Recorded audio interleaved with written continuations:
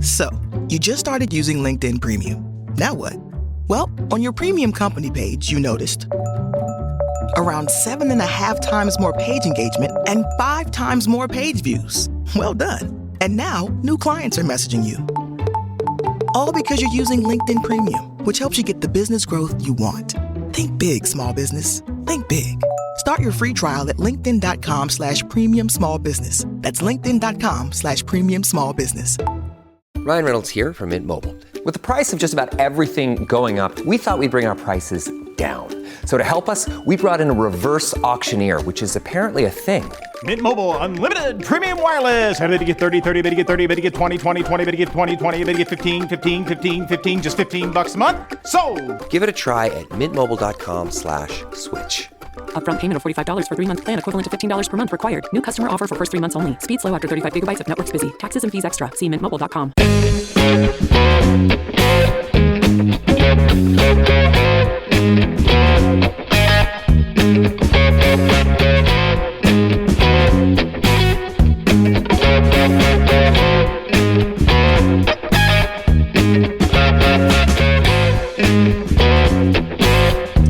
I gotta fix that. That's okay, though.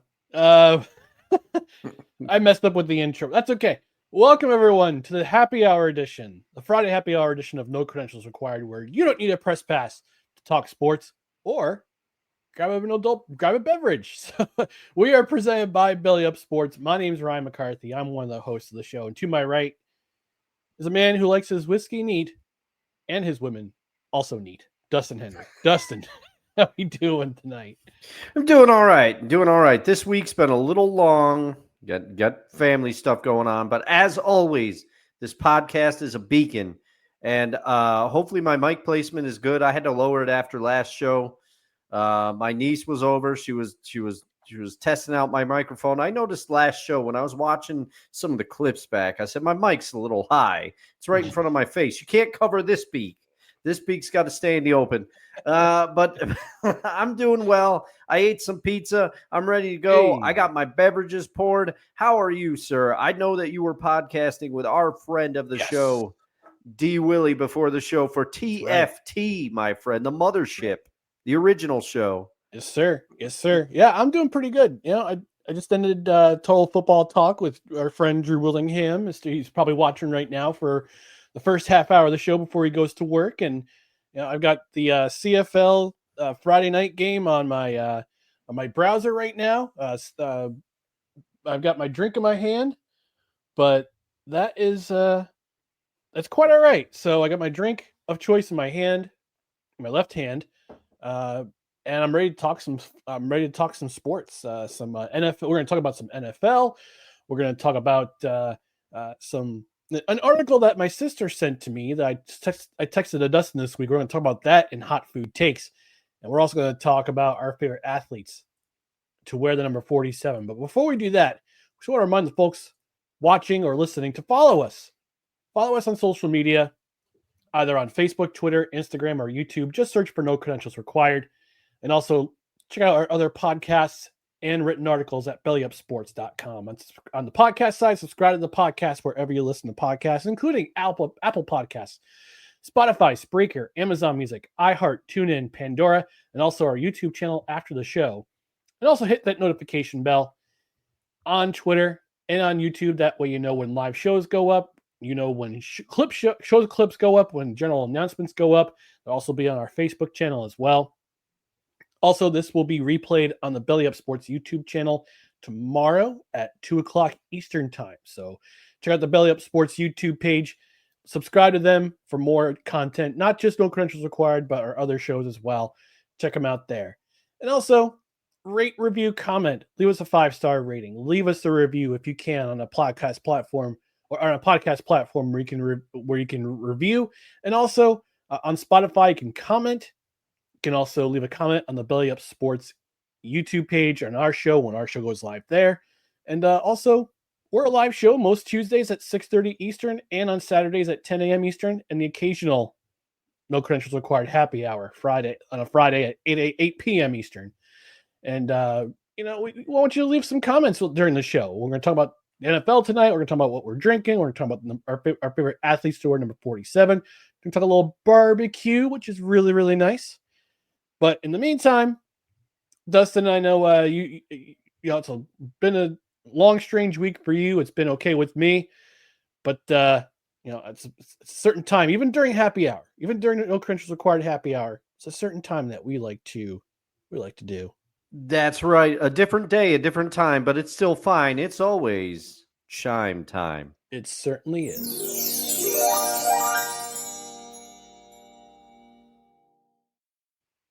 All right. With that, we are going to lead off this happy hour with what we're going to be drinking during the show, throughout the show. I've got my iced tea. I've got my Crystal Light in my handy dandy ice shaker, my Bombardier ice shaker bottle here. But you know, we also got our adult beverage of choice tonight. But I'm gonna have you lead it off, sir. What beverage are you drinking this evening? Well, this evening I decided to go a little German for us here. Weisstefaner. Weisstefaner. It's a standby beer for me. This is the Pilsner variety, and Nice. this is the world's oldest brewery according to them. I haven't done the math, but I love the beers that this brewery puts out. We know the Germans know how to do beer, and I just felt like, you know, turning back the clock, because when I was younger, I went through a phase where pretty much all I drank was German beer, and I felt like turning back the clock. And I've got it in my Seahawks glass, my Super Bowl champions glass. It's getting a little long in the tooth now. The Seahawk is getting worn away. I'm trying to preserve it, but I figure we're going to talk some football tonight for the first time in a long time. So I figured it's time for the Seahawks glass. But if you have not had any beer from this brewery, I would recommend it. It's very, very good. A delicious Pilsner, and it's some nice, relatively light drinking, but still has some flavor for these summer months, albeit we're about to get hit with rain again. And before we go much further, I'm going to ask you what you're drinking, Ryan, but I'd like to raise a birthday toast in the Seahawks mug to my fellow Gemini and one of my fellow horsemen on Seahawks sessions and a Seahawk fan himself, our boy of summer, Kevin Wilson. Ryan, what are you drinking? And will you join me in raising your glass? Yes, I will momentarily, but I did the real-time research. And yes, Weizenstephan is the oldest brewery in the world, established in 1040 AD, the year of our Lord, 1040. So it's been around for almost 1,000. It'll be 1,000 years in 15 years. Oh man, that's crazy! And props to you for that much better pronunciation than what I did. I butchered it. So according to Gemini, Google Gemini AI, Weizenstephan was originally established as a Benedictine monastery in 725.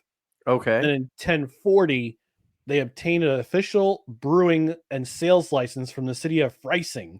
It's in Germany. So, yes, this is the oldest continually operating brewery in the world since 1040. And it's been 985 years going strong. Probably still using the same recipe from the German purity law standard. I forgot how to pronounce it. It'll come to me eventually. But what I'm drinking is actually from a brewery that's relatively new in terms of brewing, because craft brewing is in the United States is still a baby, so to speak. But I'm drinking from our friends at Treehouse Brewing. I got this at the Saratoga Taproom location. This is the Juice Machine Double IPA, and this is according to the can, which I'm holding right here in my hand. It's a little robot. Danger, Will Robinson, robot on here. And this is what the can says on the side here. It says, "Juice Machine is essentially a marriage of the King Julius malt bill with a hopping schedule more intense than that of Very Green. The use of Magnum, Columbus, Amarillo, Citra, and Galaxy creates perhaps our most complex beer with the unapologetic notes of mango, creamy orange sorbet, papaya, and passion fruit, with wave after wave of juicy hop flavor. Probably why it's called Juice Machine. Yeah. In spite of its intensity, it is pillowy soft and drinks like a true pleasure. Wow. What? It is what a a description. Yeah, right. It is a mass of hop flavor that takes us to a place that few other of our beers too. It's a hop nirvana. Drink it by the can. Indeed, I will. But right. I will I not gotta drink it by the try can. that. I will not actually. I have one. I think I have one or two left. So next time I see you, don't forget to remind me to bring you a can. But I am drinking it not from the can. I'm drinking it from my Ooh. edition Dogfish Head drinking glass that I got at a beer tasting event at Boca Bistro in 2014. I want to say it's their special edition glass that they made for themselves that Dogfish did. That it brings out a lot of the hoppiness of the IPA. So yes, I will drink to our boy of summer, Kevin, who's enjoying his happy birthday today. I believe he said. I believe during in the green room, you said that he's at the Dallas Wings Indiana Fever game tonight. Yeah. So yeah, I did having text fun, him. Although the last I saw, the Fever were up by quite a lot at the end of the first quarter. Yeah. I was just about to say, I texted Kevin before the show. I said, "Hey, happy birthday." He said, "Thanks." I said, "How's the game?" He said, "It's an embarrassment. The Wings are getting blown off the floor." Yep. So here we go. That they are. But in the meantime, we're gonna toast to him to say happy birthday. But we're also gonna toast to you, our audience, for tuning in. And hopefully you're enjoying a beverage with us. If you're not, if it's a non-alcoholic kind, that's okay too. We want you to enjoy and share this great time with us. So cheers to Kevin. Cheers to y'all watching. Even looks like orange juice too. Yeah, it does. I definitely have to try that thing. And we might just have to have another production meeting at Beer Tree, Ryan. Oh, we definitely will. Or Treehouse. I always do that. I cross them up. Treehouse. Sorry. I understand. My sources tell me that in heaven there is a beer tree. So. Yes. Well, and there is a Beer Tree Brewing, I think, out Binghamton way. So they might be right. They're around. We do have a question in the chat. Yes. It is from your Uncle Al, who says, "I need a recommendation. Someone's doing me a solid. And I want him to get him some beer. Any recommendations? They have a wheat allergy." Yes, there are some gluten-free beers out there. I'm trying to remember the name of the company. I'll do the research, but Dustin, do you have any recommendations? I was racking my brain, but I just can't. As far as gluten-free, that's a tall order for me. I remember. I remember now. Go ahead. Yeah, that's a tall order for me. So I'm sorry, Uncle Al. I was going to tell you to text me off the show, and I'd try to figure something out. But I don't. Wheat is a key ingredient in most beers. So it depends on the. Yeah, it'll depend on the beer. It'll depend on the beer for sure. Because a lot of grain. There aren't a whole lot of grain-free brewers out there. However, I can recommend Glutenberg. Glutenberg. I usually see them in the beverage stores. They primarily use millet, buckwheat, and black rice. For their beers. You can also check out Ghostfish, Groundbreaker, and Aurochs. Auroch. They use millet and quinoa. So any kind of grains that can be gluten free. So I would recommend them. I know Dogfish had made a gluten-free beer back in the day. I don't know if they sell it up here though. But you would definitely want to check out your local beverage store like Bev's or there's that one in Half Moon. I'm trying to remember the top of my head what there is it Save More? Yes, I think it's Save More. Yeah, I think so. I think it's Save More Beverage, and then there's Minogue's. I can't remember where Minogue's was. Minogue's is now called Bev's. Okay. Yeah, so I'm a little outdated. Yes, it's Save More Beverage on Route 9. You can check them out. They're in Half Moon. So Save More Beverage. Right next to next to them is a fishery, is a fishmonger. so yeah, you want to check them out. And Dan Cruz from Ton to BS. Oh boy, here we go. Country roads, take me home to the place where I belong. What? That's where he lives, man. You can't, I know. hate on him. Can't hate on him. Yeah. And your uncle says, awesome recommendation. Thank you, guys. Thanks, Al, for being here. We appreciate you, sir. Yeah, well, that's pretty much, that was all Ryan. I did nothing, but I'll take the thank you anyway. And don't worry, take the assist. Yeah, don't worry, Uncle Al. It's been too long since I've gotten a little sports gathering for the boys. I'm cooking something up because I need things to look forward to.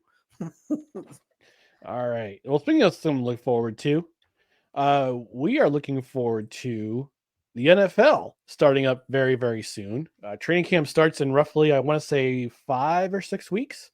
The Hall of Fame game is coming soon, but I got this idea from watching the Rod Peterson show. Friend of the show, Rod Peterson, this week. He was writing down in his notes what his top 10 stories he's watching for the 2025 season. And I got inspired for a happy hour topic. And I said, hey, why don't we do a top 10 stories for the NFL season that we're paying attention to, both you and I. So we're going to start things off. And I'm not sure if I'm going to go by ascending order. So I'm going to start with number 1. Okay. And go through number 10. But I've been talking a little bit too much today, Dustin. So let's start. Let me start with you. Let me get your top 5 stories. Here's what we'll do. Yeah. We'll do our first 5 stories each. Yep. So you start with your 5. Then I go to my 5. Then we'll go to your final 5. Then we'll do my final 5. Then we'll take a break so I can enjoy my beer. All right. Well, and if there's enjoy your beer too. Yeah, and if there's any overlap, we'll figure it out. Absolutely. Absolutely. We got this. But I'm drinking out of the Seahawks mug.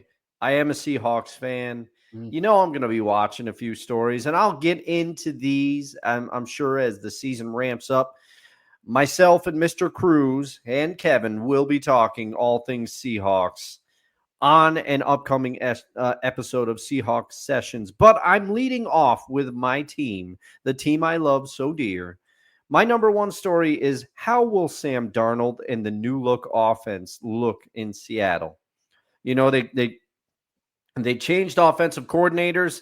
They surprisingly, I still am somewhat shocked that Ryan Grubb was let go, but it was basically so that they could emphasize the run. They felt that he did not do enough of that, and they bring in old Clint Kubiak to do that. Clint with a K. Questionable spelling of Clint, but they bring in Clint Kubiak to focus on the run. And Mr. Cruz has been very vocal about the zone block run scheme coming in. He's got high hopes, but you have to have a good offensive line to do that. And we'll see how the Seahawks offensive line is this year. They had some injuries last year. Maybe the offensive line gels a little better this year. Please, Mr. Lucas, hopefully can your ankles stay intact? So that's my number 1. I'll have an eye on Sam Darnold all season. He was the big acquisition at quarterback, the big change, and I want to see if the year in Minnesota was an aberration. We have a lot more data that may say that the year in Minnesota was an aberration, the outlier, but maybe he will figure it out. My number 2 story. I'm sorry, I went a little quarterback heavy in my top 2. Who starts at week 1 for the Browns at QB? Oh gosh, that's a big mystery. The Browns are a dumpster fire at QB right now. One of the QBs, the hopefuls, once Shadur Sanders, is speeding, but not in the way that you think. He's got to learn to pump the brakes there in Cleveland, but who knows who will start.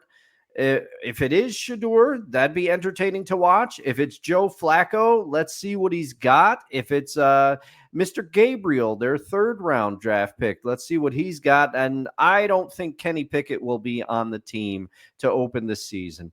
But that's just my thoughts. My number 3 story, again, it is QB related, but more surrounding a whole team. I have, will the Bears make the leap under first-year head coach Ben Johnson? Will Caleb Williams finally ascend and start to show some of that ability and make that leap that players make sometimes? Have they put enough around him? Will Ben Johnson's scheme put Caleb Williams in a place to thrive? How will the Bears be defensively? They had a defense that played very well for certain spots last year, and it was just, and they lost some games simply because of Matt Eberfludini making the leads disappear there. But will they make the leap under Ben Johnson? That's my number 3. My number 4, you knew it was going to make this list. Can Aaron Rodgers and Mike Tomlin coexist in Pittsburgh? Aaron Rodgers is doing Aaron Rodgers things already. Now they have to deal with is this your last season, Aaron? Is it not? They're going to have to deal with that all year in Pittsburgh. Mike Tomlin usually doesn't roll like that. He's a no-nonsense coach. This could be a tough marriage, but this was Mike Tomlin wanted this apparently. So how will they coexist in Pittsburgh? They traded George Pickens to Dallas, but they still have DK Metcalf, who's a fiery person in his own right, the big acquisition of the offseason. How will all of these personalities coexist? Speaking of DK Metcalf, he was drafted by the Seahawks when one Pete Carroll was still the coach. That's my number 5 story before I pass the baton to you. Will Pete Carroll's approach start to pay dividends in year 1 in Vegas? Will the players buy in? Will the new acquisition of Geno Smith, who obviously knows Pete Carroll's system and philosophy very well, will those two be enough to kind of imprint that culture that Pete Carroll had in Seattle for so many years? Will it start to pay dividends in Vegas? How will Ashton Jeanty perform at the running back position? A classic Pete Carroll pick. That's my number 5. With that, I throw it over to you, sir. All right. So here I go. My top 10 stories. Well, actually, my first 5 of the top 10 stories I'm looking out for in 2025 in the NFL. The first one is the Philadelphia Eagles. Are we seeing a dynasty brewing in the city of brotherly love? And I know your Uncle Al's in the chat. I know he's a big Giants fan. I know it would rather him, for his sake, be a team like the Eagles or the Commanders or his New York Giants. Definitely not the Dallas Cowboys. They're light years away from ever becoming a dynasty again. But I think the Eagles are. I think we're going to see. We're going to start this, especially starting last season. The fact that Saquon Barkley signed for, I guess you could say, peanuts on the dollar, but he signed a contract extension during right a couple weeks after the season ended to stay in Philadelphia and got paid a lot of money. He's going to be there for a long time. And I think if you have him in the backfield taking a lot of pressure off of Jalen Hurts, which opens things up for him to do his thing with the bounty of receivers he has at his beck and call. And that defense, my God, that defense of the Eagles is just, we just saw so much of what they did against the Kansas City Chiefs and what they did to the Kansas City Chiefs in the Super Bowl at least in the first 3 quarters. Yeah. At one point, they're up 40-6 on the Eagles. This team and the way Howie Roseman is operating things, in spite of some of Nick Sirianni's decisions, you could see this team appear in the Super Bowl like the Kansas City Chiefs have been doing over the next couple of seasons.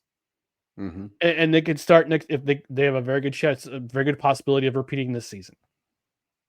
Because I don't see anybody really in the NFC. And I know I'll say his name and he'll appear. Mr. Snowman going to appear in the chat saying, "My 49ers are going to win the number." He actually said that in his program this morning. He said, "I think the 49ers are going to clinch the division by Christmas and they'll win the number 1 seed in the NFC. I'm like, no. They have an easy schedule, but even with an easy schedule, things can go wrong very quickly. So Well, and I also see the Rams Eagles. would like a word. Yes, the Rams would like a in that word. division. I'm sure your Seahawks would like a word as well. I'm curious to see I'm curious to see what they'll do in year 2 of Mike McDonald's era. Yeah, the defense is going to be good for Seattle. I think that. Yeah. The offense is going to be the question mark. Number 2, we'll flip over to the AFC. I have to wonder if we're going to start seeing a changing of the guard again in the AFC because the Chiefs are getting older. Patrick Mahomes is, I suspect this is going to be year 5 of his 10-year contract, 10-year, $400 million contract. I believe this is year number 5. He's still in his 20s, but I'm starting to see some cracks in the offense a little bit. We saw it in bits and pieces last year and the year before, but you okay? Yeah, that was my coaster. The beer stuck to my coaster, and then it slammed, and I'm like, man, the noise gate gets that one. Oh gosh. So, like I said, we're starting to see. Sorry. Well, before I was interrupted by Dustin's coaster, we were starting to see some cracks in the foundations a little bit with the Chiefs, but like good teams are supposed to, they lose some pieces, but they reload. But there were some times last season where you started to see the flaws. You started to see some of the cracks. You saw it especially in the divisional game against the Texans. You saw it in the division. You saw it in the championship game against the Bills. And the Bills had their chances to take this team down, but they just couldn't. You can't keep. You really can't keep a monster down while they're still alive. You have to take the head off, and they went for the king. They if you go for the king, you better not miss.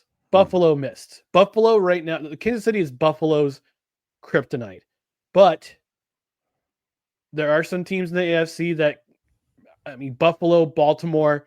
I want to see what Lamar Jackson. I want to see that narrative of Lamar Jackson not being able to come up in the big game end. I hope he does it this year. Yeah. But are we going to see a changing in the guard in the AFC finally? We've seen the Chiefs in the championship game 6 years in a row now in the AFC championship game. They've been to those Super Bowl. They've lost a couple of those games, but they've won Super Bowls. They've lost Super Bowls. So I got to figure that going to be at some point, this team's going to get older. The foundations are starting to crack. Could it be this season? Number 3.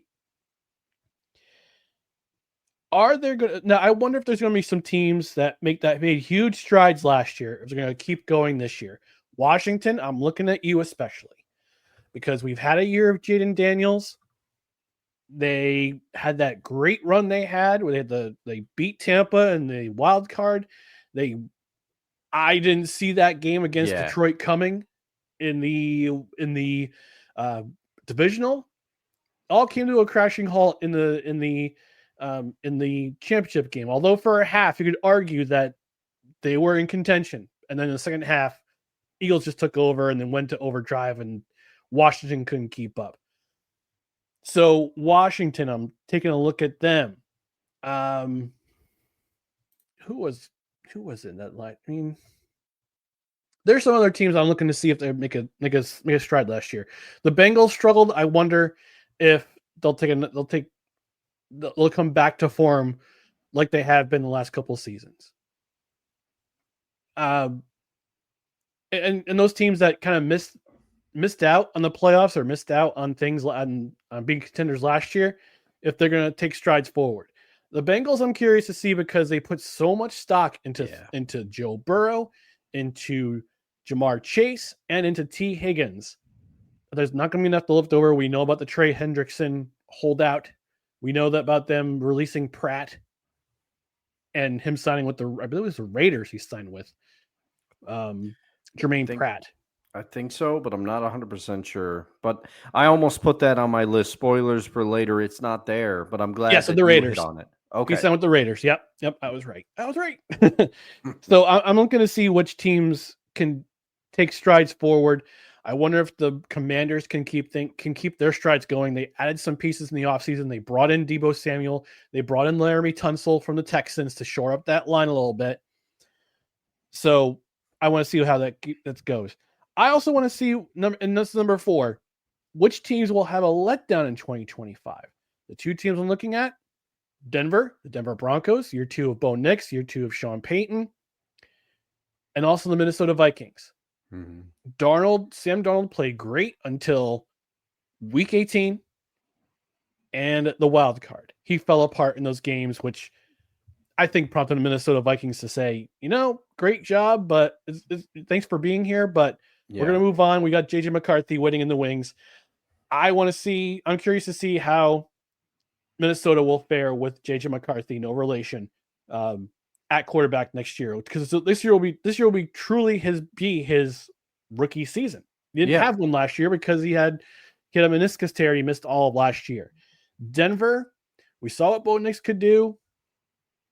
We saw what the defense could do. They loaded up a little bit on defense, but usually rookie quarterbacks who have a great season in their first season always seem to take a little bit of a step back in their second year. So I'm curious to see if we're going to have a letdown with Denver and Minnesota this season. Going back to my changing of the guard, the AFC, I think the Chargers and the Chiefs are going to be the 2 teams to watch in the AFC West. And I wonder, hopefully the Chargers don't charger like they have been. Although in the wild card last year, they definitely chargered. Yes. But I wonder if Jim Harbaugh is going to make this team take a step forward next year. And then finally, number 5, are we going to see a full season of optimal Jordan Love? Because last year I mentioned the Jordan Love Toyotathon anomaly, where his stats aren't that impressive before Toyotathon or Happy Honda Days, if you observe that. Yeah. But during Toyotathon or Happy Honda Days, he looks great, has impressive numbers. And then as soon as Toyotathon and Happy Honda Days end, he falls apart. And it kind of showed last year in the playoffs, especially yes, they went to the playoffs last year. All the 3 of the 4 NFC Central teams went to NFC North team, went to the playoffs. And then the Packers defense played great, but Jordan Love had nobody to throw to and had no running game. The running game got taken away in the wild card, and we saw what the Eagles could do after that. So I wonder if we get a full season of Toyotathon Jordan Love. And for a while at the beginning of the season, we didn't see that because he was hurt in the first Friday in Brazil on the first Friday of the season. But I want to see what he does for a full season. If we can get that magic, if we can harness that magic from Toyotathon / Happy Honda Days, we get a full season of it. I'd love to see it. I love to see it. All right. So that's my first 5 stories of this season for 2025. Over to you, my friend. What's your other 5 storylines going? All right. Well, I like it so far because we did not, and special shout out to, as you mentioned, friend of the show, Rod Peterson, for the inspiration for this. Absolutely. But we didn't coordinate, our ideas. And so far we've hit on some different things. So I like it. Hopefully we can keep it going in the back half, in the back 9, if you will, of this list. So my number 6, it goes to your division, Ryan, but it's not talking about your Jets yet. I have one Jet-centric item on the list, but I tried to stay away because I figured you'd want to talk about your team. Number 6, will Mike McDaniel finish the season as the head coach of the Miami Dolphins? Oh, and I just think that he might not because he's had trouble. His system can put up a bunch of points against bad teams. That's what he can do. And then when the cold weather hits, they look dominant. And when the cold weather hits, they fold. And I'm sorry, but Tua, he has the concussion issue to worry about. He could miss significant time. And you look at some of the acquisitions that they brought in Alexander Madison as an extra running back. We saw the kind of year he had last year in Oakland. He never really took command of the job in Minnesota. I look at these and sorry to my friend Derek if you're watching, he is a Dolphins fan. But I see some of the signings that they've made in the offseason, and I'm going, I don't know that this improves this team, especially in a division where you've got to knock the Bills off, and you've got a Jets team that people can say what they want, but the Jets defense is still a good unit. And, I think their head coach is going to start turning them around. So we have that. Oh, before you go on. Yeah. We have a snowman. We say his name and he appears. There he is. Snowman. There he snowman is. Checking in. # snowman raid incoming. So look out. Here come the snowbirds. Oh man. Happy to have y'all flying into the chat. That's what I'm gonna call from now on, snowman. Whenever he had a snowman raid, I'm gonna say, here come the snowbirds. Happy to see you, snowman. If you're just joining us, I am going on to my 7th most anticipated storyline that I'm watching coming into the NFL season. Number 7. Here's where we get to your New York Jets, Ryan, because I was kind of hoping that my Seattle Seahawks would sign Justin Fields at quarterback. So I'm very curious. How will Justin Fields play in New York? How will the Jets coaching staff set him up to succeed? They don't have the former Broncos head coach as their offensive coordinator anymore. So they don't have praise Jesus. They don't have to contend. They don't have to contend with the gold zone. So I'm very curious to see how Justin Fields does in New York, because we've all seen the talent that he has with his legs. We've all seen what he can do. And if he can just incorporate passing just a little bit more, and the Jets have not one but 2 running backs he can hand the ball off to. I think Justin Fields could do some things, and he's also got some wide receivers who can bail a quarterback out. Including his Ohio State teammate Garrett Wilson. Yes. Before we continue, Callie joining the show saying hi, # snowman raid. Callie, if you wouldn't mind, hit that subscribe button. We're sitting at 394 subscribers for no credentials required. And we want to try to make it our mission by the end of the year to get to 500. So if you wouldn't mind hitting that subscribe button, we got lots of content coming during the summer, including the happy hours, including our live shows. So if you wouldn't mind hitting that subscribe button, hit that notification bell, we would certainly appreciate it. Yeah. Thanks for stopping by. Hopefully you enjoy yourself. Crack a beverage if you're with us. Yeah. All right. So now we are on adult or otherwise. Yes. Yes. If I know my Uncle Al, he's cracking a Coke Zero watching the show. Of course he is. or a Polar Seltzer. Yes, that could also be a thing.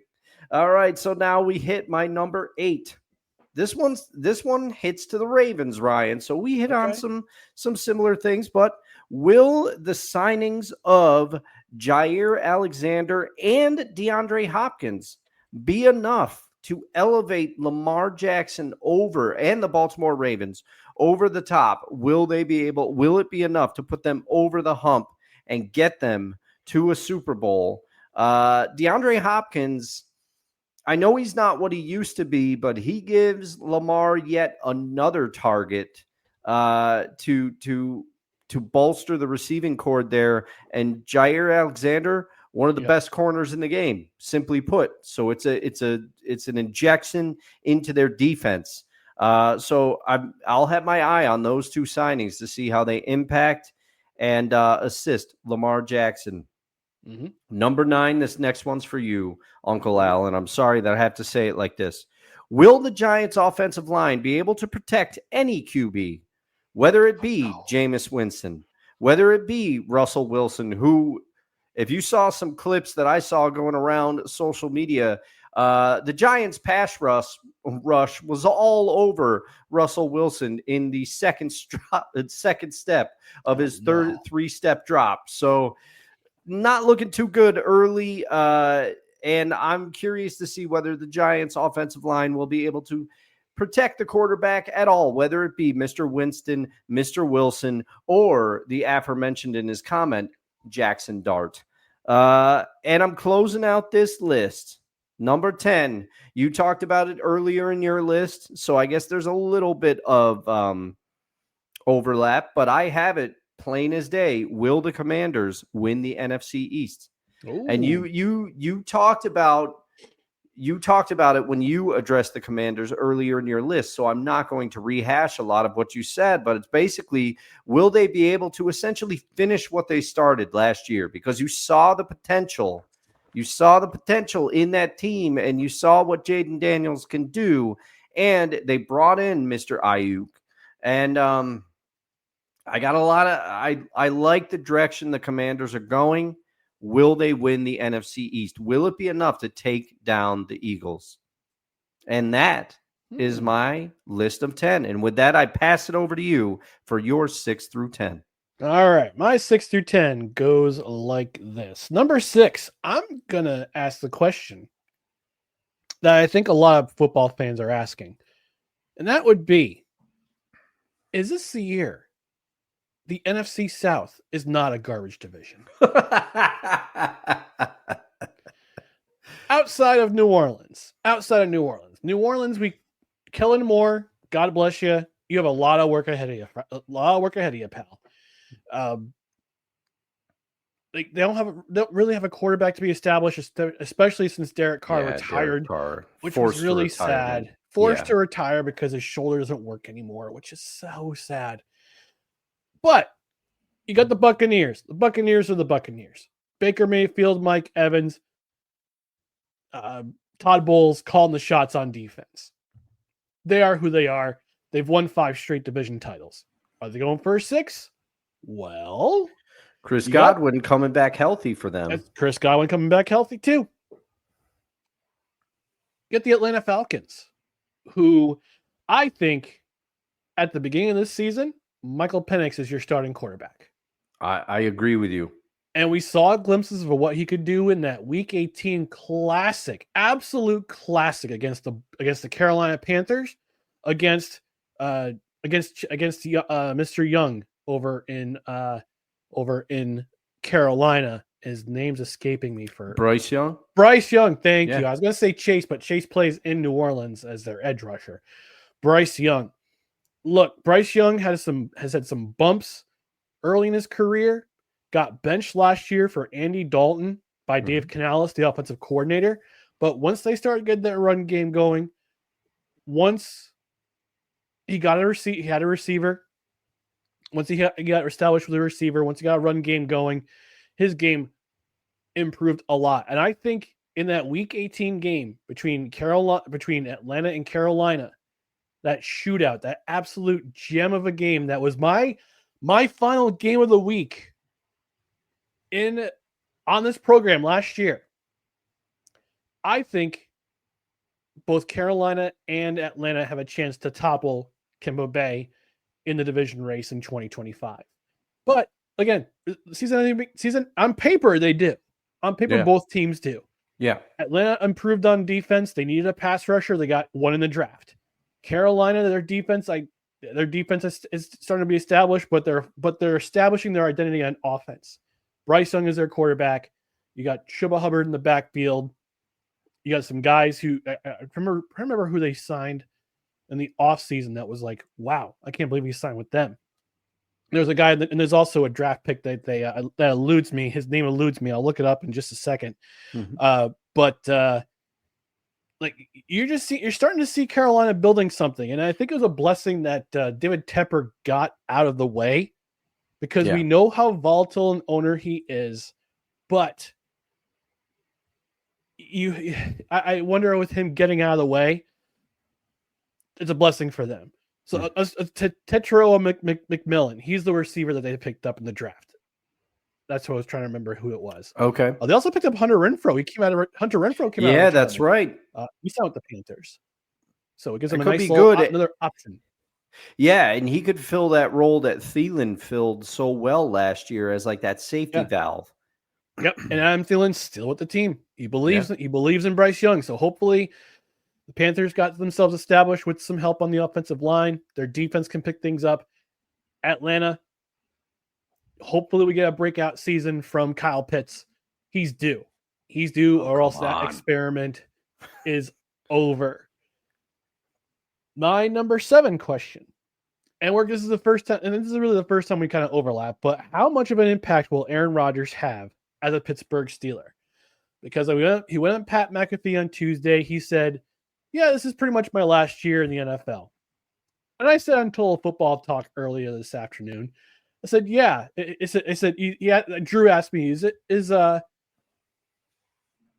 you believe that this is Aaron Rodgers' last season in the NFL? I said, yeah, pretty much. If Sidney Sweeney shows up at my door with a sandwich and a 6-pack. I don't believe him, but I'm also inclined to believe him because of his age and who he signed with. But yeah, I mean, I have it on good authority, Ryan. I don't think he's married to the idea. Wow. I'm sorry. Wow. Don't be sorry. I'm just like, I'm impressed. I worked for that one. You had to dig deep for that one. Yeah. But I think that team goes as far as the defense goes, because they are the Pittsburgh Steelers. Their wins and losses are predicated on what the defense does. And that defense is literally the most expensive defense in the National Football League. I saw a list of the 5 most expensive defenses. Pittsburgh's number 1. The Giants are number 3. And we saw how bad they were last year. You know who's in that top 5 list? The Indianapolis Colts. Oh, man. But, again, Indianapolis is a decent defense. It's their offense, and especially quarterback, is the problem. Yeah. So right now, it's looking like Daniel Jones is going to be QB1 in Indianapolis. Indiana Jones, baby! the fall of Anthony Richardson. And I mean, I know it's early and Anthony is still young, but man, people were so fired up about what he could do in the NFL. And wow. Yeah. So that's number 7. I'm still waiting for Sidney Sweeney to show up at my door with a sandwich and a 6-pack. You hear that knock, Ryan? Excuse me.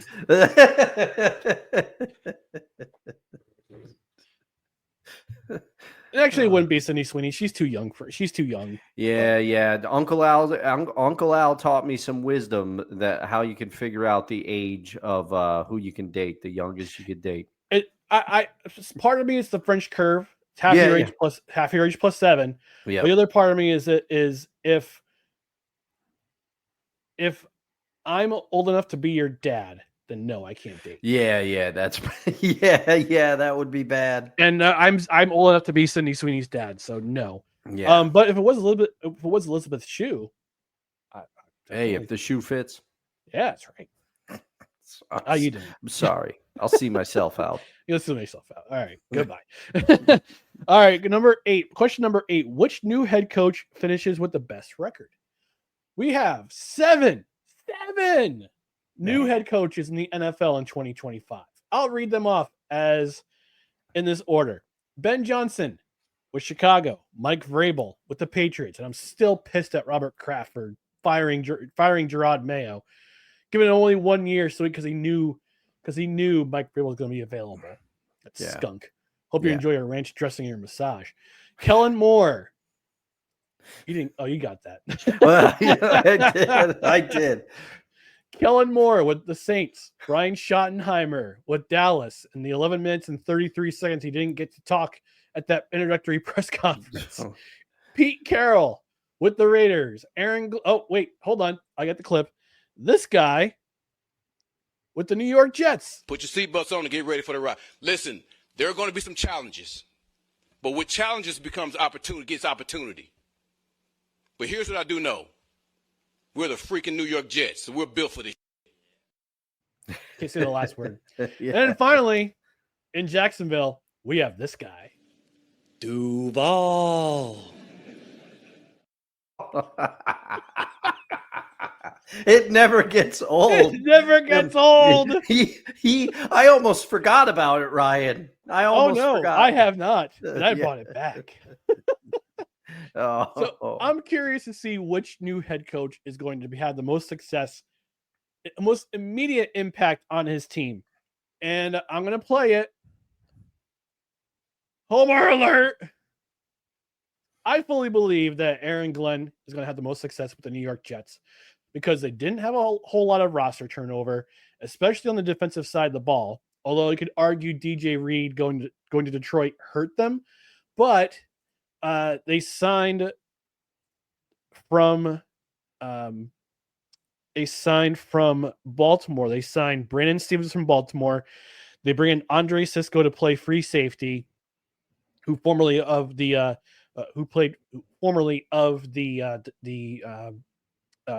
Jaguars. Jimmy and Sherwood stayed. Quincy Williams stayed. They don't have a whole lot of turnover in their front seven. The only position that had turnover was Will linebacker when CJ Mosley was released and subsequently retired. But Will McDonald, we got year 3 of Will McDonald. We get Jermaine Johnson coming back. He'll be back in the lineup and that edge combination is going to be incredible, which I think will free up a lot of room for Quinn Williams to do some work in the interior. That defensive line is going to be great, and I think with the scheme they're going to bring in, the scheme that basically is not to lose games because their defense was a problem last year. But I think Aaron Glenn will clean things up, and Steve Wilkes as your defensive coordinator. Steve Wilkes is your defensive coordinator. Yeah. I mean, how big of a win is that if you're a new head coach coming into this league? Have an experienced guy like Steve Wilkes as your defensive coordinator. He's going to help clean things up on the defensive side of the ball. On the offensive side of the ball, the Jets are going to run the ball a lot. This is not a warning. This is not a prediction. This is a spoiler alert. The Jets are going to run the ball a lot. They got Breece Hall. They got Braylon Allen. It's a solid 1-2 combination. They got Justin Fields who can use his legs to create big plays, but they also have, you got another year of Garrett Wilson. You bring in Arian Smith, who, yes, he had some drops in college, but he's putting in the work right now. They got Mason Taylor, who is going to be a big part of that offense. You've got a real built offensive line with Armand Membu as your right tackle. They're building a big, beautiful wall in New York, and it's going to be awesome for the next decade. I believe. So I think Aaron Glenn will be the best of the new head coaches. A lot of these other guys, they have a lot of work to do, especially Kellen Moore with the Saints. Yeah. I think he has the toughest job ahead of him. Pete Carroll, he can get things done. Yeah. I'm curious to see what Chip Kelly does with that offense with Ashton Jeanty in the backfield. I'm curious to see if Aiden O'Connell is going to be yeeted out of Los Angeles. Liam Cohen's got some work to do because Jaguars defense isn't that impressive. Brian Schottenheimer, God bless you and good luck. Yeah. Ben Johnson, I think he has a chance to do good things. The Bears defense isn't that bad. You just got to build something around Caleb Williams, and they did a good job of bringing in Joe Thuney from Kansas City to be your left guard, not your left tackle, your left guard. So they're trying to build a wall. The same thing to protect Caleb Williams. The thing they should have done with Justin Fields when he was drafted, but they failed to do. Yeah. And you got Mike Vrabel in New England, although I don't think New England's going to be as hot as everybody thinks because they made a lot of big splashes in free agency, but yeah, Stephon Diggs is a year removed from an ACL injury. Yeah. And he's coming up, he's on the 30-year-old side of his NFL career. So that's when you start to lose production as a wide receiver. So, but I think Aaron Glenn will do the best job. Will be the coach that has the best record after this season. I agree with you. He's got the best selection of weapons. Like you said, the only other person I think that will be able to pay dividends maybe a little faster is Pete Carroll, because they still have I don't think he'll do as well as Aaron Glenn will, but Gino's going to elevate that quarterback play. Yeah. What you want. And those two know each other very well. And also, Pete's got his bell cow running back that he always wants. And the Raiders defense is actually decent. They won a couple of games. And remember that week 2 shocker, they beat the Baltimore Ravens. And that was with subpar quarterback play. And Geno will at least give them on par quarterback play. Am I going to predict that Geno's going to light up the room? No, but he'll give them better quarterback play than they've gotten. Here's who I think will be the best, will have the best success in this league in year one. It'll be Aaron Glenn, Pete Carroll, Ben Johnson, Mike Vrabel, Schottenheimer, Cohen, Kellen Moore. Good luck, Kellen Moore, with Mickey Loomis as your Lewis as your general manager. He has pictures of the benches. He's got something. He's got dirt. He's got something. Your uncle says something, Bill Belichick. He's at University of North Carolina with his awful girlfriend. Yeah. Yes. And number 9, number 9 story, which rookies will have the most impact on their teams, the biggest impact on their respective teams this season? I've got 3 at the top of mind. I've got Ashton Janty in Las Vegas. I think he's going to have an excellent season, especially if Chip Davis, who is the offensive coordinator for the Raiders, can build a scheme that focuses on Ashton Janty in the run. I think the Giants, picking up Abdul Carter as your edge rusher and then trading back into the first round to get Jackson Dart. And as your uncle says, he's looking forward to the Jackson Dart era. Fingers crossed he pans out. And I remember when the Giants traded back into the first round, some people were saying, oh, this is Shedeur Sanders right here. This is Shedeur Sanders. The Giants are going to win Shedeur Sanders. And no, they picked Jackson Dart. I think they had their eye on Jackson Dart since the combine happened. Yeah. So if he won't, I don't think he'll start right away. I think it'll be Russell Wilson gets to start with Brian Dable, but I think you'll eventually see Jackson Dart, and he's going to have a connection with Malik Neighbors for many, many years. They just need to get the offensive line right. They have to get that line right. Otherwise, they're going to waste another guy. They wasted Daniel Jones when they couldn't build an offensive line to help him. I hope they don't do the same thing with Jackson Dart. I hope that Schoen and Dable figure out a way to protect their number 1 asset at quarterback, which is now Jackson Dart. I think they have to, or they're both going to be looking for jobs next year. Pretty much, yeah. Which leads me to question which leads me to story number 10. Coaches on the hot seat. You mentioned Mike McDaniel. Mike McDaniel in Miami. I'm going to mention 2 more names. The aforementioned Brian Dable. He has to at least finish near or at least a game above 500 to keep his job this year. It's not an entirely easy schedule with the Giants. If I look at the Giants schedule for 2025, where's your schedule? There you are. My goodness, it is not an easy schedule. They start the season in Washington. It's going to be tough. This is their first 6 games, their first 6 weeks. At Washington, at Dallas, at home against the Chiefs on a Sunday night, at home against the Chargers, at the Saints, Thursday night game, at home against Philadelphia. Then they're at the Broncos, at Philly, San Francisco comes to town in the week 9. If you could finish 4-5 after week 9, you're in decent shape. Although the back end of the schedule is not easy too. They're at Chicago, which is not going to be an easy game. At home against Green Bay, at Detroit, at New England.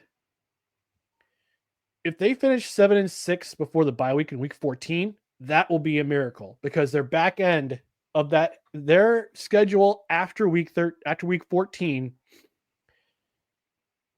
is Washington at home, Minnesota at home, at the Raiders, and then they conclude the season at home against Dallas. This could be. I think they could finish above 500 with this schedule.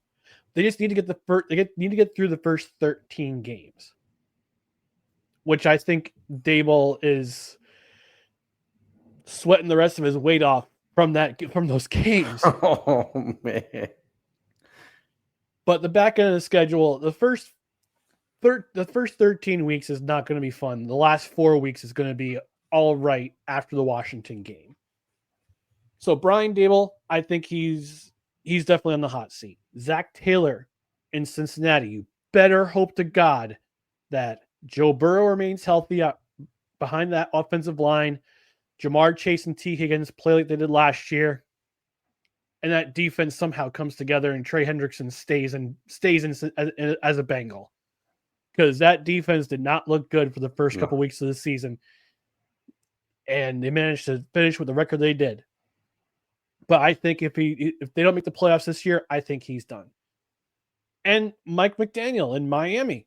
You were saying he might be the first coach to be fired this year, if and only if things really go bad in Miami. I think they're going to be really. I think things in Miami are worse than we see. Yeah. Even though they improved towards the end of last season, I think Miami's in a whole bunch of trouble because between their salary cap situation, all the injuries that happened to Tua Tagovailoa. Guess who their backup is in Miami? Oh, I just saw it too. I can't remember. I just saw it when I was looking. Zach Wilson is their backup. That's right. Okay. Oh man. Yeah. Mm-hmm. So fun in Miami if you're a Miami Dolphins fan. And they even know that this could be the last year we see Mike McDaniel on the sidelines in Miami. So he better make the playoffs or win the division or do something right. Otherwise, his time and Chris Greer's time in Miami, I think Chris Greer and him going hand in hand, they're a tandem duo. And if the season goes bad, they'll be both out of a job by the end of the year, if not earlier. Yeah, it could be. And before we close this one out, Ryan, kind of an impromptu. I know there's no way I'm the first one to think of this question. But with Derek Carr's forced retirement in New Orleans, do you think they try to make a trade with the Giants for Jameis Winston? He's been in New Orleans before. Do you think they try to get a bridge quarterback? Because who's their quarterback currently? Spencer Rattler? Is that who they have? Spencer, let me take a look at their depth chart.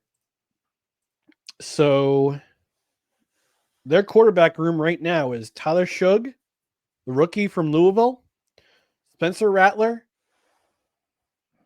Jake Hayner, and Hunter Deckers.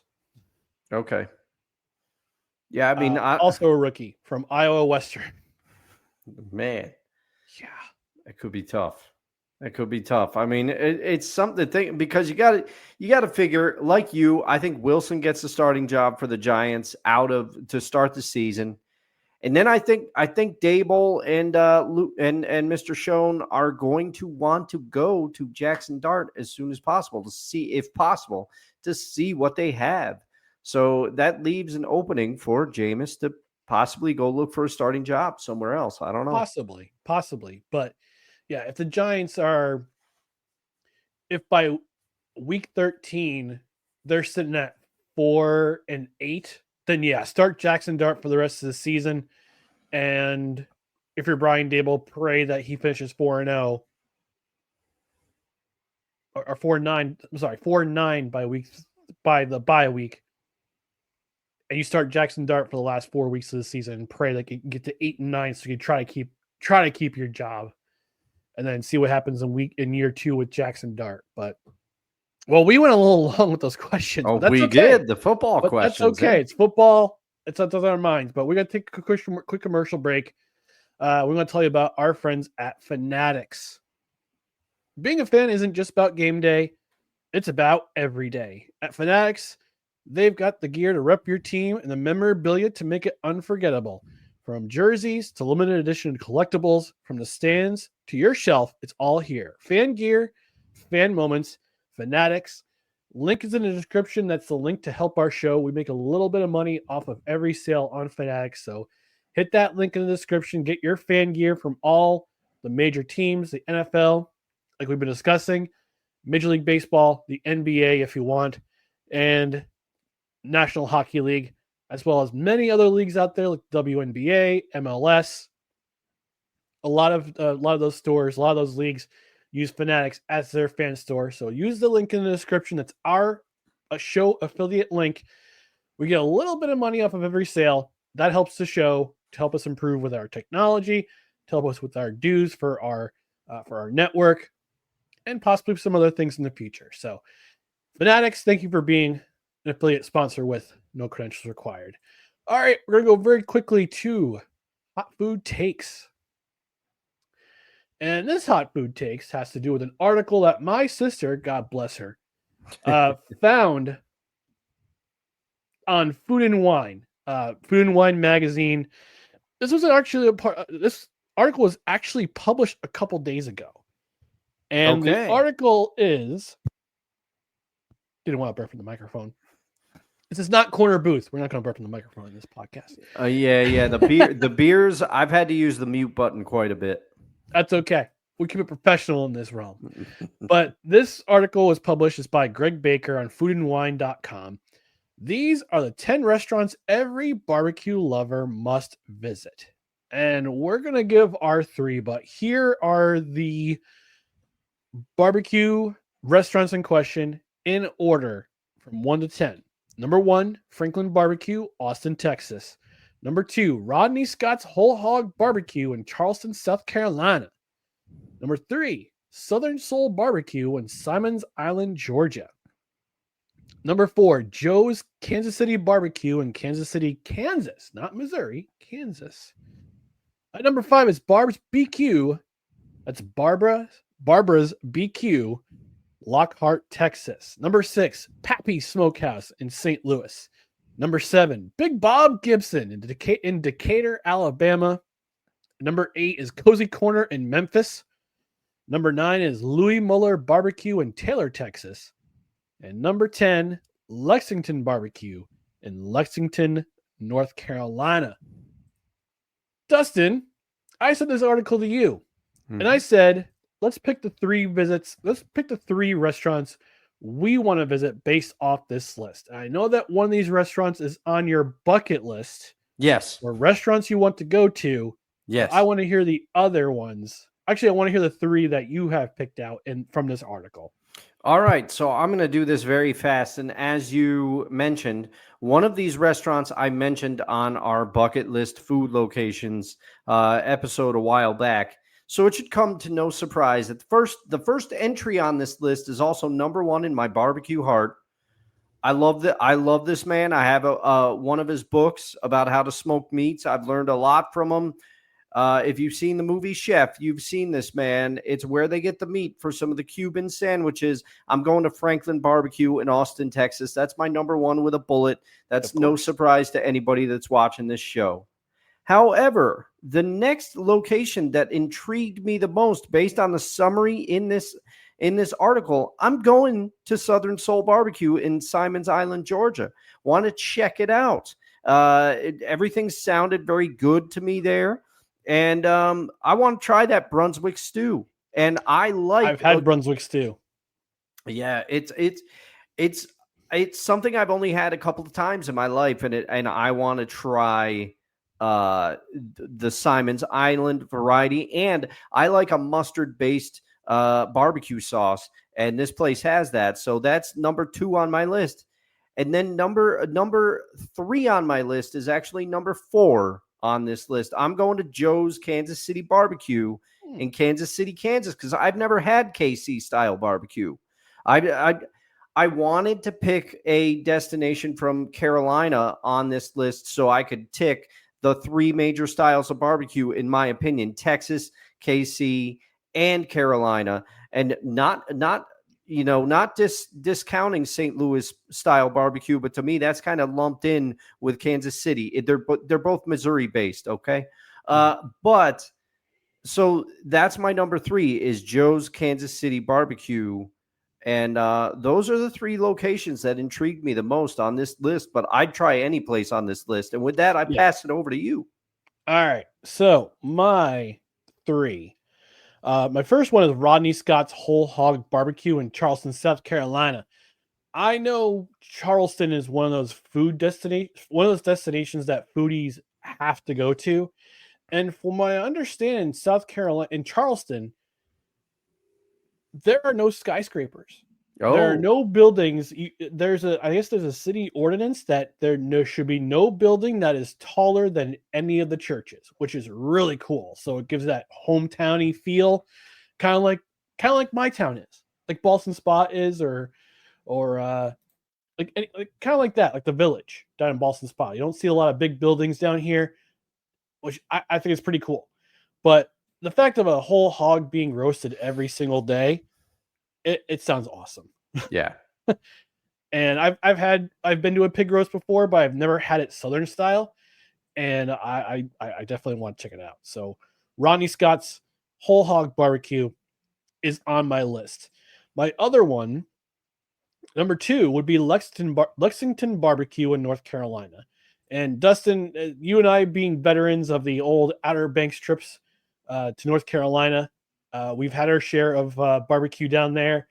We've had Suey's barbecue, which is pretty good. Duck Deli is also really good, but I want to get the real when Yeah. it comes to Carolina barbecue, and that's why I picked Lexington Barbecue. They have something called you want to ask for outside brown for extra flavor and smokiness when you order your barbecue plate. And finally, yeah, I definitely want to check out a Texas destination.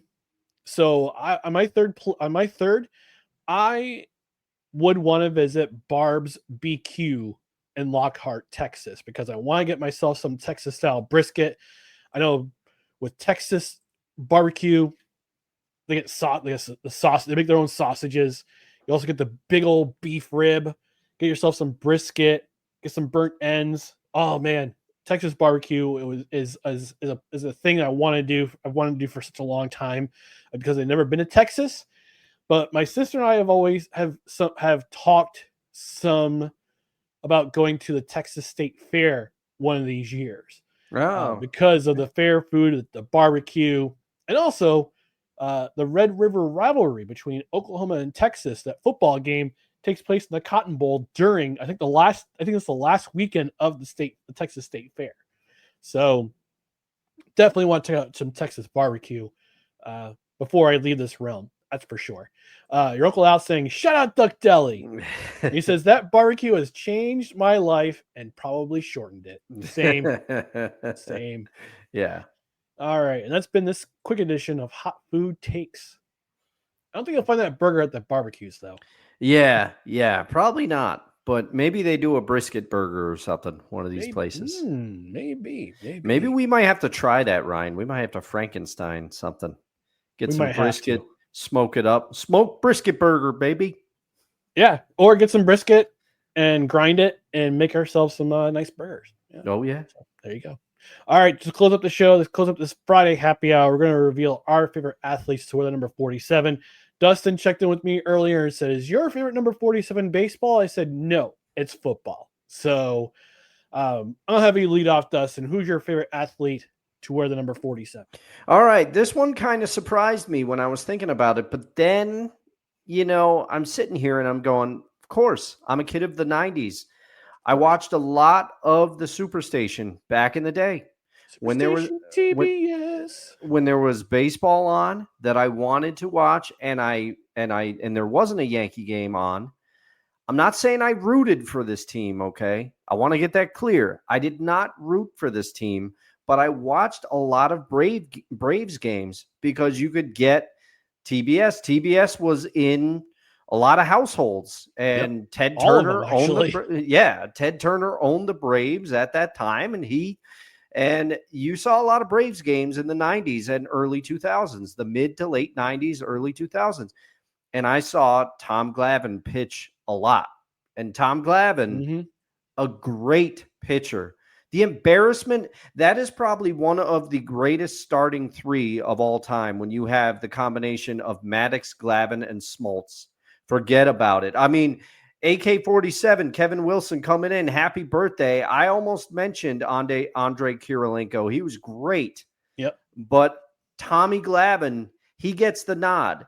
He's got 305 wins in his career. He's got a career 3.54 ERA. He started 682 games. He had 2,607 strikeouts, and he spent most of his Hall of Fame career. He was inducted in 2014, I believe. He spent most of his Hall of Fame career with the Atlanta Braves. He did pitch, I believe, a couple of seasons for the New York Mets, which I almost forgot about. But by then, Tommy, I think he dealt with some injuries and stuff. But I always felt like Tom Glavine was kind of the more understated member of that Braves big three there. Smoltz and Maddox, especially, I think were a little more well known. It wasn't that Tommy was the forgotten man. He's too good for that. But he was just quieter. He didn't give as many interviews, didn't give as many sound bites. And in spite of myself, because I rooted against the Braves a lot, I love to watch Tom Glavine, Greg Maddux, and John Smoltz pitch, to say nothing of John Smoltz reinventing himself as a closer and becoming great at that as well. I mean, they that Braves rotation, I'll remember that for a long time, and I'll remember Tommy Glavine. He makes the list as my favorite 47. Not to mention Steve Avery as part of that. Yeah. Can't forget him. Underrated. Your Uncle Al saying Shane Spencer. Oh man, over the fencer, Shane Spencer. I don't know. Yeah, he has some questionable decisions post career. Let's just put it that way. Oh geez. Not good. I don't know about this. Our friend Kevin Wilson, yay, the birthday boy himself, saying AK-47, the Russian rifle, Andrei Kirilenko, Utah Jazz, and he says, watching you and the Wings at the same time. Oh, awesome. How are you going to hear it? Hear us. Yeah. All right. My number 47 was a football player, well known in the football realms in the 1990s, arguably one of the greatest defensive backs of that era. From Stanford College, number 47 for the Buccaneers and the Denver Broncos, now serving as the president and GM of the San Francisco 49ers. That is Mr. John Lynch. Oh, great pick. 9-time Pro Bowler, 2-time All-Pro, 2006 Alan Page Award winner, was the 2019 Pro Football Writers Association Executive of the Year, and a member of the Hall of Fame, known as one of the most fearsome hitters in the NFL at the time, part of that defense, that renaissance in Tampa Bay, was drafted by the Tampa Bay Buccaneers in 1993 and didn't see a whole lot of action until 1996 when Tony Dungy took over.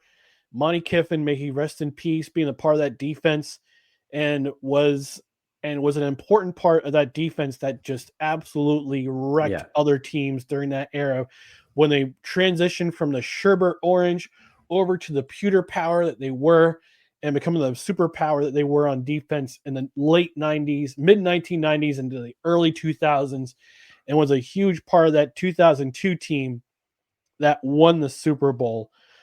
Finished with 26 career interceptions, 1,059 total tackles in his career with 4 quarterback hits. He also had 13 quarterback sacks in his career, finishing with a career high of 4 as a member of the Denver Broncos in 2005 when he was a Pro Bowler. Incredible defensive back, and just one of those guys who was a key part of those Tampa Bay Buccaneers teams who were just unbelievable in the 1990s. And there may be a number 55 on that team that may be a part of my favorite athletes to win number 55 when it comes to episode 55, just a few episodes away. So it's a little bit of a teaser for my number 55. So, but John Lynch, definitely in my mind, one of my favorite defensive backs from that era, because I'll come out and say it. A lot of those Tampa Bay Buccaneers teams were on my fantasy football teams back in that day. Yeah. John Lynch was a part of those teams. Yeah. Yeah, and I mean that's part of what makes this list. I mean, like I said, a lot of the reason I picked Tom Glavine is because I watched a lot of Braves games because I was watching WCW on the Superstation, and the Braves would be on after, and I'd be like, "Yeah, I'll watch some baseball. The Yankees aren't on," you know. Oh, fun fact about Tom Glavine. Mm-hmm. Tom Glavine was drafted by the Los Angeles Kings in the 4th round of the 1984 NHL draft. Wow, I did not know that at all. Yes. He was born in Massachusetts, so hockey was a big part of his life. Hockey and baseball were a big part of his life during his formative years. And yeah, he was a 4th round draft pick of the Los Angeles Kings in 1984, but he decided to go the route of baseball, and yeah, we know who he is today. Yeah, it worked out pretty well for him. But Worked out really well.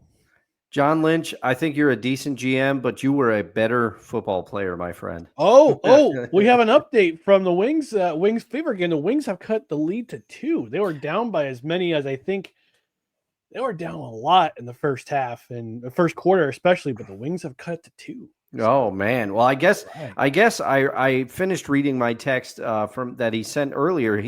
Kevin said Caitlin Clark was not playing in this game. No, she's dealing with a groin injury, so she's not. She hasn't been in the lineup. Wasn't in the lineup, and I think the last game they played, and she's not in the tonight's lineup. I guess so. That's too bad. But hey, Paige Beckers she was the number 1 draft pick for a reason in the WNBA. So yep.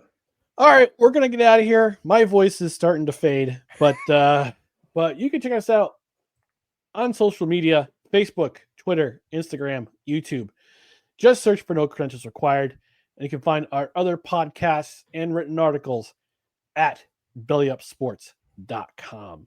On the podcast side, you can subscribe to the podcast wherever you listen to podcasts, including Apple Podcasts, Spotify, Spreaker, Amazon Music, iHeart, TuneIn, Pandora, and after the show on our YouTube channel. And don't forget to hit that notification bell. That way you're notified about show announcements, when live shows go up, and when show clips go up. I'll put our last 2 movie reviews on our No Credentials Required YouTube page. And again, hit that notification bell. Hit that hit subscribe bell too. Hit the subscribe button. We're trying to get our way to 500 by the end of the year. It'd be very, very helpful if you do that. And again, the podcast side, that's not the one I want. This is the one I want. Rate, review, comment, leave a rating. 5-star rating would be awesome. Leave a review if you can on your preferred podcast platform, and also comment on Spotify. Also, if you're watching the replay on the Belly Up Sports YouTube page, leave a comment below with your stories that you're watching out for in the NFL this year, and leave us your favorite number 47, and also which barbecue restaurant you most want to visit from that list. Thank you for tuning in to No Credentials Required, where you don't need a press pass to talk sports. We are proudly presented by Belly Up Sports.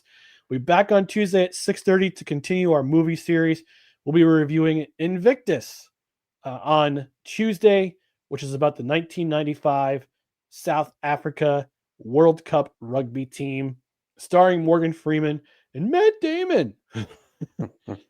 But tune in then, 6:30 Eastern on Tuesday. We're going to take the rest of the weekend off, so enjoy yourselves. Be safe.